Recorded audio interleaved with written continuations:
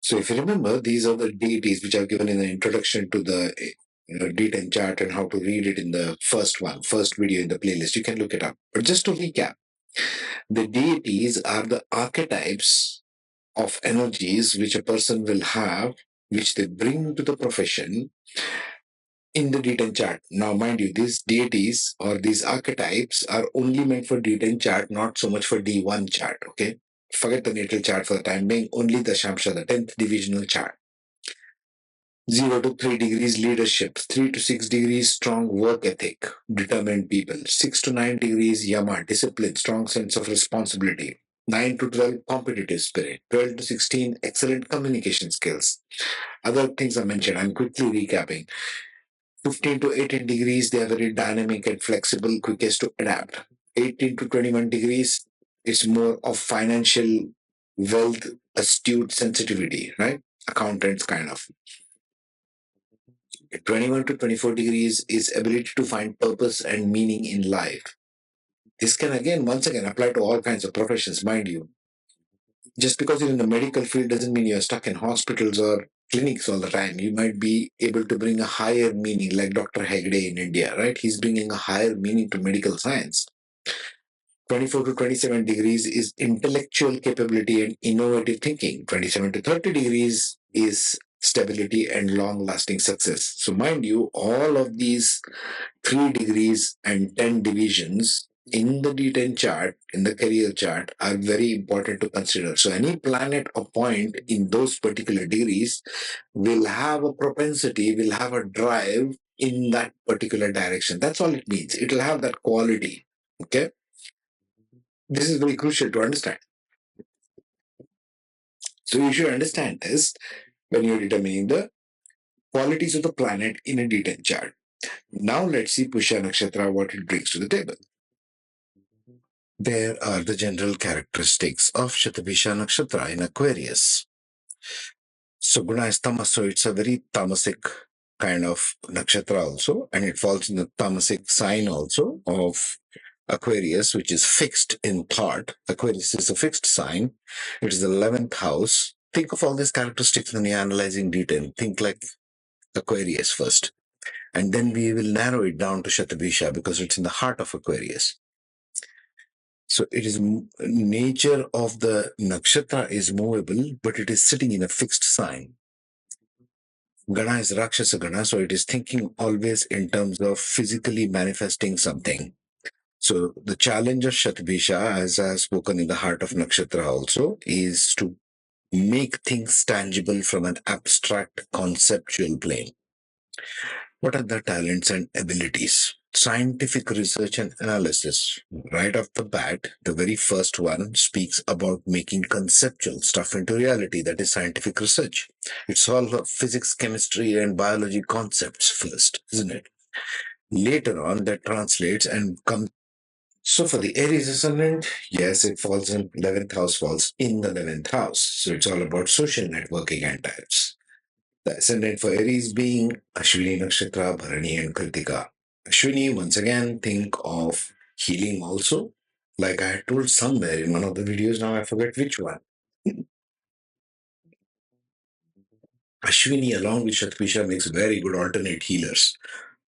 So you think of healing and alternative medicine, Saturn, Moon, and Rahu in there, in Shatabhisha, and ascendant in Ashwini will make very good healers. Okay. Bharani also will, but Bharani is more of humanitarian and social causes. It's a fighter for social justice, Bharani. So that can be a thing if there is planets like Saturn, Moon, and Venus in Shatabhisha in the 11th house for an Aries ascendant in D10.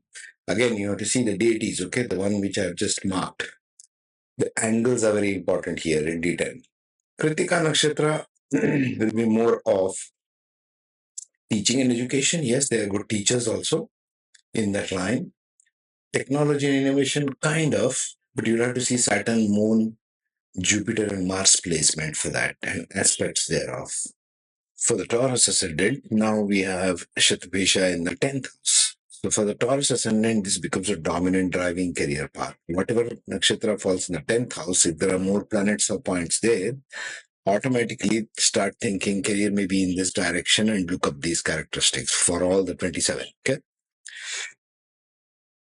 So for Shatabhisha in 10th house, that is for the Taurus ascendant, we have three possible ascendant combinations: Kritika, Rohini, and Mrikshisha. Kritika could be more like a teacher, teaching and education, teachers, mentors, trainers, professors. For Rohini Nakshatra, who's more business like, what can you do in this bunch? Rohini, technological education. I know a Rohini Nakshatra gentleman who's an engineer also, IT fields, by the way. He is an IT professional. So software engineers, programmers, tools. Rohini can also make good engineers. Mrikshisha, once again, technological field can be good. Scientific research and analysis could also be good. But for scientific research and analysis within Shatabhisha, you've got to look for Jupiter, Mercury, and Rahu placement in it. Okay. For the Gemini ascendant, number 3, number 11 falls in the 9th house. So there you have Shatabhisha there lying in the 9th. The 9th house place for banks, banking institutions, gurus, teaching. Teaching line again, once again, is very dominant there. Even teaching astrology and occult would be good. Teaching healing and alternative medicine is good. Teaching technology is good. Teaching scientific research. Teaching can be applying to anything, right? That will be the dominant one. Especially for Mrikshisha and Punarvasu in the ascendant. Ardra will want to do more of research and scientific analysis. Ardra is a research scientist. Can also be good technology engineers, IT engineers. IT engineers probably even working abroad, which is very common in India. Most of the IT engineers sitting in the United States of America are borrowed and shipped out from India, right?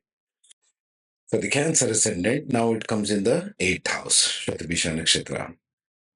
So again, research, analysis, scientific investigation, matters of occult, astrology, not so much humanitarian causes, but more like astrology, occult sciences will be playing. Teaching and education, not so much. Astrology, occult sciences, healing and alternative medicine, scientific research and analysis. Even maybe technological research like computer science, like artificial intelligence. Things of that nature is the 8th house when it comes to profession.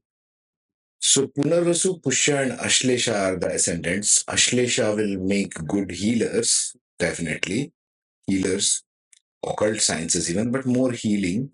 It's a moon sign. Pushya Nakshatra is a teacher, so teaching and education, more like forensic sciences, more like research and teaching, more like going into, how should I put that? Theoretical physics, theoretical chemistry, genetic engineering, that kind of a thing. Punarvasu Nakshatra again would be teaching, maybe even humanitarian and social causes. The underdog, Punarvasu Nakshatra can be the underdog, social revolutionist kind of. For the Leo ascendant, Shatabhisha falls in the 7th house. Business partnerships, all about others. Okay. So let's see. Out of these, everything is for all of the others, like because it's very Aquarius kind of nakshatra Shatabhisha. So let's see the ascendants. Maga Purva Falguni and Uttara Falguni. Purva Falguni and Uttara Falguni, I would think more into teaching and education, more into healing and alternative medicine, maybe even more into humanitarian and social causes. Okay, that can be a profession there. Magha Nakshatra, on the other hand, will be very concerned about scientific research and analysis or technology and innovation, more like technology and innovation.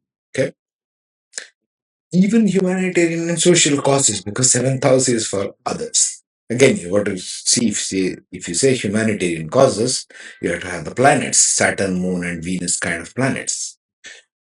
For the Virgo ascendant, now we are in the 6th house. 6th house will be one of the things of 6th house is disease. So we are talking about healing professions. You see, healing and alternative medicine, astrology and occult science can be one of them. Scientific research and analysis can also be there because it's the house of hidden things again. 6th, 8th, and 12th are hidden stuff, hidden enemies, so to speak. So Uttara Falguni, Hasta, and Chitra are the possible ascendant combinations for Virgo. Hasta will do more of astrology as in palmistry. Hasta stands for hands, abstract science, palmistry. Uttara Falguni will do more like teaching and education. Chitra Nakshatra will be working more for healing alternative medicine. Yes, that's possible. But I would think more like humanitarian causes here. Okay. When you say astrology and occult sciences, Mercury, Ketu, and Venus should be present within Shatabhisha. For the Libra ascendant, it's in the house of creative intelligence, the fifth house. So it'll be more like science and research. Fifth house is the house of education, technology, yes. All others don't see that much teaching and education, of course. So we have three ascendants. Chitra would do more like teaching and education. Swati will do more like scientific research and analysis. They're very brilliant scientific minds, Swati.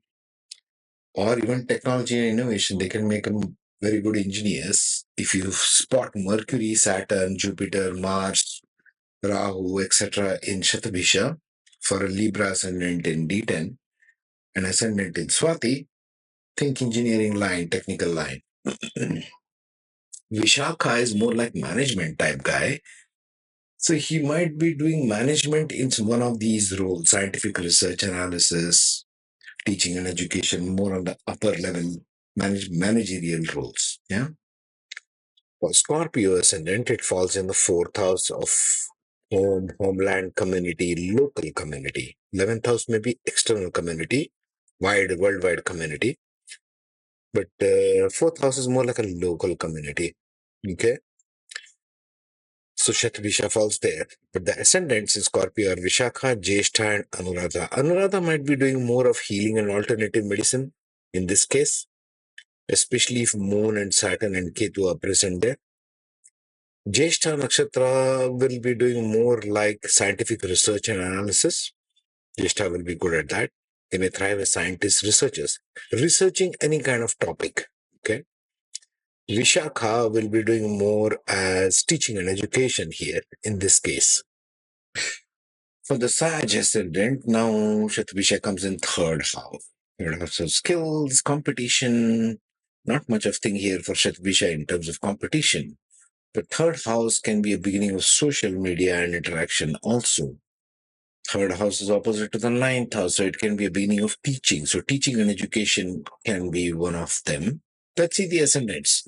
Uttarashada and Purva Ashada, scientific research, analysis, technology, and innovation. Straight away. Even Mula Nakshatra is deep research into something. Mula Nakshatra can do astrology and occult sciences here. Okay. Ascendant in Mula and Shatabhisha in the third house for Sagittarius because it's a fire sign. It has a lot of fire to go and do stuff here. Okay.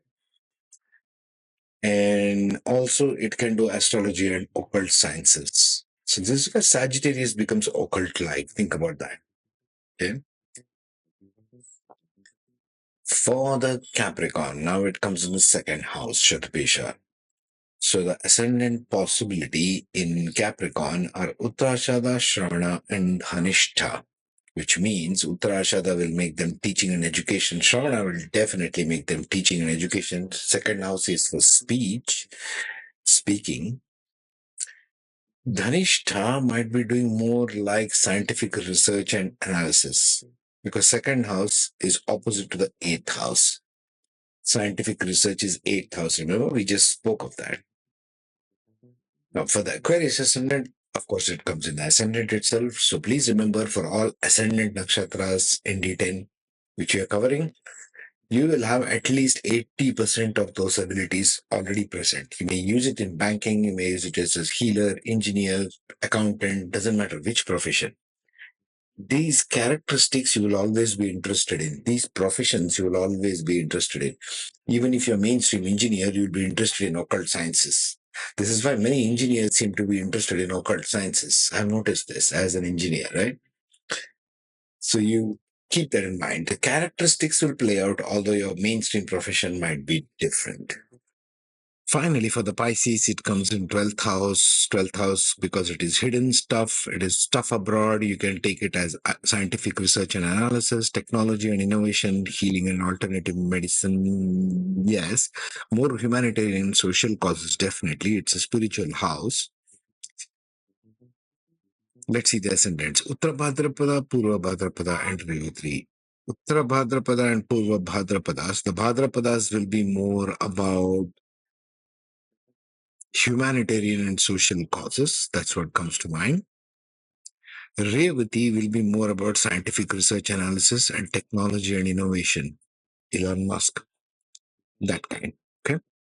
So this wraps up our D10 analysis for Shatabhisha Nakshatra. Always as a footnote, remember to consult both D10 and D1. First compare the two where the common vector of professional direction or talent and ability is. Always take that. Always look at the angles, the deities which I spoke of. And next, look at the cusp of the ascendant, in both cases, D1 and D10.